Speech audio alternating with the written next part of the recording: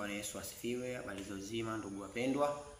Natumaini wote tuko salama na ni jambo la kumshukuru Mungu kwa sababu Mungu anaendelea kutulinda na kutupigania, anazidi kutupa afya na uzima. Ni siku nyingine tena, leo siku ya Jumapili ya tarehe 18 za mwezi wa 5 mwaka 2025. Leo hii ndugu wapendwa, nimekuja tena. Ni mimi yule kijana wenu, rafiki yenu, ndugu yenu ambaye napenda tushirikiane katika kushare katika maneno ya Mungu, lakini pia kutambua ni kwa nini tupo duniani.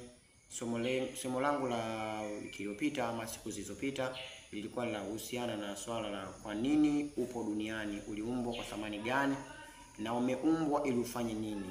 Lakini pia tukaangalia, tukajua kwamba mwanadamu ameumbwa kwa ajili ya jambo fulani na ameumbwa kwa mfano wa Mungu.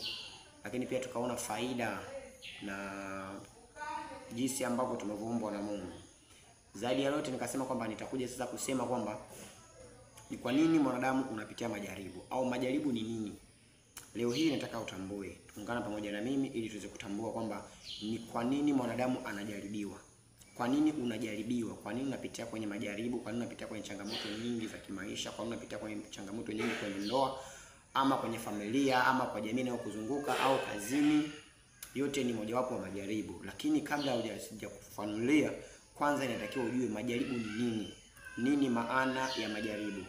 Ndugu yangu, najua unaweza kaona kwamba ni vitu vya kipumbavu kwa sababu umezoea kupostiwa kuona masuala ya michezo, mipira na nini na nini, lakini unashindwa kukumbuka kwamba kuna wakati ambao unahitaji kupata kujua ni nini maisha yanakuzunguka na ni kwa nini hayo yanakukuta. Inabidi utambue mpendwa.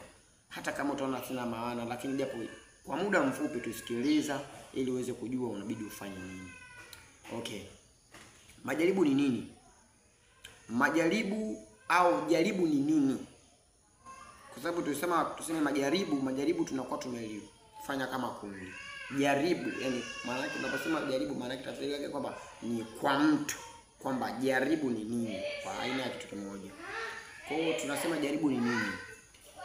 Kutokana na mafundisho ya Biblia anasema jaribu ni hali inayomkuta mtu katika jambo analolifanya linakuwa na ugumu wa hali ya kwamba hawezi kulipambanua, hawezi kuwa na majibu. Ndio maana halisi ya jaribu. Lakini watabibu ni wengi, tumishi ni wengi wanajua maana ya jaribu, lakini kwa uelewa wangu mdogo kwamba jaribu ni hali inayokukuta katika mazingira magumu ambao huwezi kupata jinsi ya kujipambanua peke yako. Sawa?